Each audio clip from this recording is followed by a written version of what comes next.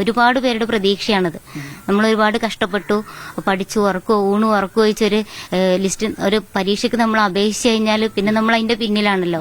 അപ്പൊ എന്നെ സംബന്ധിച്ച് 2012 എനിക്ക് അപേക്ഷിക്കാൻ പറ്റാത്തൊരു സിറ്റുവേഷൻ ഉണ്ടായി. അന്ന് ഏജിന്റെ ഒരു പ്രശ്നം കൊണ്ട് എനിക്ക് അന്നത്തെ ഫസ്റ്റ് ഫ്രഷ് ആയിട്ട് ഇറങ്ങുന്ന സമയത്ത് നമുക്കിതിന് അപേക്ഷിക്കാൻ പറ്റാത്തൊരു സിറ്റുവേഷൻ വന്നു. അപ്പോൾ ഫ്രഷ്നെസ്സിൽ നമ്മൾ എഴുതുന്നതും പിന്നീട് ഒരുപാട് ലാഗ് ചെയ്തിട്ട് വീണ്ടും അതിനുവേണ്ടി പരിശ്രമിക്കുമ്പോൾ അന്നത്തെ ഫ്രഷേഴ്സിന്റെ കൂടെയാണ് നമ്മൾ എഴുതുന്നത്. സംസ്ഥാനത്താണ് ഏറ്റവും കൂടുതൽ PSC നിയമനങ്ങൾ നടക്കുന്നതെന്നാണ് സർക്കാർ പറയുന്നത്. എന്നാൽ PSC റാങ്ക് ലിസ്റ്റിൽ 1ാം റാങ്കുകാർക്ക് പോലും പലപ്പോഴും നിയമനം ലഭിക്കുന്നില്ല എന്നുള്ളതാണ് മറ്റൊരു വസ്തുത. PSC ഉറുദു റാങ്ക് ലിസ്റ്റിൽ 1ാം സ്ഥാനം നേടിയ മലപ്പുറം സ്വദേശിയായിട്ടുള്ള റഷീദ, അവർ 1ാം റാങ്കുകാരിയാണ്. പക്ഷേ അവർക്ക് നിയമനം ലഭിച്ചില്ല എന്ന് മാത്രമല്ല അവരുടെ അവസരം നഷ്ടപ്പെടുന്ന ഒരു സാഹചര്യത്തിൽ കാര്യങ്ങൾ പോകുന്നു എന്നുള്ളതാണ്. ഇപ്പോൾ റഷീദ് തന്നെ നമ്മോടൊപ്പം ചേരുന്നു. മലപ്പുറം പടിഞ്ഞാറ്റുമുറി സ്വദേശിയാണ്. നിങ്ങൾ ഈ റാങ്ക് ലിസ്റ്റ് വന്നത് എന്നായിരുന്നു? 2023 ഫെബ്രുവരി 7-നാണ് അസിസ്റ്റന്റ് പ്രൊഫസർ ഉറുദു റാങ്ക് പട്ടിക നിലവിൽ വന്നത്. അതിപ്പം അതിന്റെ സമയം തീരാൻ പോവാണോ? സമയം ഇപ്പോ ഔദ്യോഗികമായിട്ടുള്ള 3 വർഷം കഴിഞ്ഞു. ഈ ഫെബ്രുവരി 7-നായിരുന്നു 3 വർഷം തികഞ്ഞു. പക്ഷെ നമ്മളോട് PSC പറഞ്ഞത് 0 അപ്പോയിന്റ്മെന്റ് നടന്ന ലിസ്റ്റാണ്, അതുകൊണ്ട് ഒരാളെ നിയമിക്കും വരെ റാങ്ക് പട്ടിക നിലനിൽക്കുമെന്നാണ് പറഞ്ഞിട്ടുള്ളത്.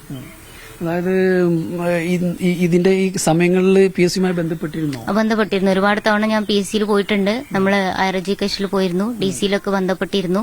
നിയമനവുമായി ബന്ധപ്പെട്ട് റാങ്ക് ലിസ്റ്റ് വന്ന് നമുക്കതൊരു പ്രതീക്ഷയാണല്ലോ. ഒരുപാട് പ്രതീക്ഷയോടെ നമ്മൾ പരീക്ഷ എഴുതി റാങ്ക് പട്ടിക കാത്തു നിന്നു. റാങ്ക് പട്ടിക വന്നു. ഒരു 5-6 മാസം ഒക്കെ റാങ്ക് പട്ടിക വന്ന ആ ഒരു ഇതിൽ നമ്മൾ 5-6 മാസമൊക്കെ വെയിറ്റ് ചെയ്തിരുന്നു. പിന്നീട് നമുക്ക് മനസ്സിലാവുന്നത് നിയമനം നടക്കാത്തതുകൊണ്ട് അന്വേഷിക്കുമ്പോഴാണ് ഇങ്ങനെ ഒഴിവില്ല എന്നുള്ളത് പറയുന്നത്. ഒഴിവില്ല എന്നല്ല, 2 ഒഴിവുണ്ട്, അത് മാറ്റിവെക്കപ്പെട്ടതാണ് എന്നാണ് നമ്മളോട് അറിയാൻ കഴിഞ്ഞിട്ടുള്ളത്. അപ്പോൾ നമുക്കുള്ളൊരു ക്രൈസിസ് എന്ന് പറയുന്നത് ഈ 4 ഇയർ ഡിഗ്രി വന്നതോടുകൂടി സർക്കാർ എന്ത് ചെയ്തു, വർക്ക് ലോഡ് ലോക്ക് ചെയ്ത് വെച്ചു. അപ്പോൾ അതാണ് ഈ അസിസ്റ്റന്റ് പ്രൊഫസർ നിയമനം ഈ രീതിയിലാവാനുള്ള കാരണം. ഒരുപാട് പേരുടെ പ്രതീക്ഷയാണത്. നമ്മൾ ഒരുപാട് കഷ്ടപ്പെട്ടു, പഠിച്ചു ഉറക്കോ ഊണു ഉറക്കോ വെച്ചൊരു ലിസ്റ്റ് ഒരു പരീക്ഷയ്ക്ക് നമ്മൾ അപേക്ഷിച്ചു കഴിഞ്ഞാൽ പിന്നെ നമ്മൾ അതിന്റെ പിന്നിലാണല്ലോ. അപ്പൊ എന്നെ സംബന്ധിച്ച് 2012 എനിക്ക് അപേക്ഷിക്കാൻ പറ്റാത്തൊരു സിറ്റുവേഷൻ ഉണ്ടായി. അന്ന് ഏജിന്റെ ഒരു പ്രശ്നം കൊണ്ട് എനിക്ക് അന്നത്തെ ഫസ്റ്റ് ഫ്രഷ് ആയിട്ട് ഇറങ്ങുന്ന സമയത്ത് നമുക്കിതിന് അപേക്ഷിക്കാൻ പറ്റാത്തൊരു സിറ്റുവേഷൻ വന്നു. അപ്പോൾ ഫ്രഷ്നെസ്സിൽ നമ്മൾ എഴുതുന്നതും പിന്നീട് ഒരുപാട് ലാഗ് ചെയ്തിട്ട് വീണ്ടും അതിനുവേണ്ടി പരിശ്രമിക്കുമ്പോൾ അന്നത്തെ ഫ്രഷേഴ്സിന്റെ കൂടെയാണ് നമ്മൾ എഴുതുന്നത്.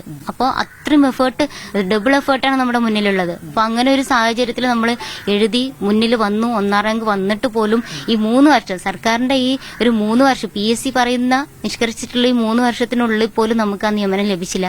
അപ്പൊ ആ 3 വർഷത്തെ സർവീസ് നമ്മുടെ എല്ലാം നഷ്ടപ്പെടല്ലേ നമുക്ക് ചെയ്യുന്നത്. അപ്പൊ അതിന്റെ ഒരു പ്രയാസമുണ്ട്. എത്രയോ നേരത്തെ കിട്ടേണ്ടതായിരുന്നു. 1ാം റാങ്ക് കിട്ടി ഉടനെ തന്നെ ജോലി പ്രവേശിക്കേണ്ടതല്ലേ നമ്മള്. സർക്കാർ നിഷ്കർഷിക്കുന്ന എല്ലാ പിന്നെ പരീക്ഷകളും ഇന്റർവ്യൂകളും സർട്ടിഫിക്കറ്റും എല്ലാം നമ്മൾ സബ്മിറ്റ് ചെയ്ത് പാസ്സായിട്ടാണ് നമുക്കിത് കിട്ടുന്നത്.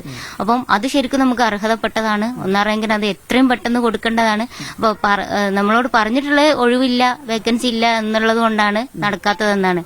പക്ഷെ നമുക്ക് ഉള്ള പ്രതീക്ഷ ഞാൻ പറഞ്ഞല്ലോ, 2 NC വരാനില്ലാത്ത ഒരു ആൾക്ക് വേണ്ടിയിട്ട് മാറ്റിവെക്കുന്നതും നിലവിലൊരാള് 1ാം റാങ്കായി നിൽക്കുമ്പോൾ അത് ശരിക്കും ഒരു തഴയപ്പെടുന്ന ഒരു അവസ്ഥ തന്നെയാണ് നമുക്കുള്ളത്. അത് വളരെ പ്രയാസകരമാണ്. 3 വർഷം കാത്തിരുന്നു എന്നുള്ളത്. അതെ 3 വർഷം കാത്തിരുന്നു. അനാവശ്യമായി കാത്തിരിക്കുക എന്നതിനപ്പുറത്ത് നമ്മൾ കാത്തിരുന്നു.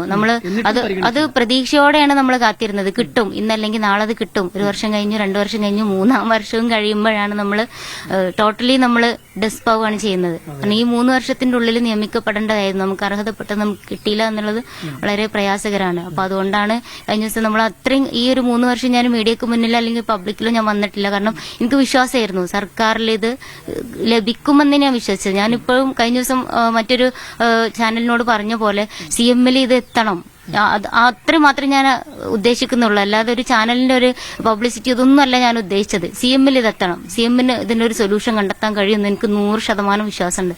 അദ്ദേഹം ഇതിലൊരു തീരുമാനം എടുക്കുമെന്ന് തന്നെയാണ് ഇപ്പോഴും എനിക്ക് തോന്നുന്നത്.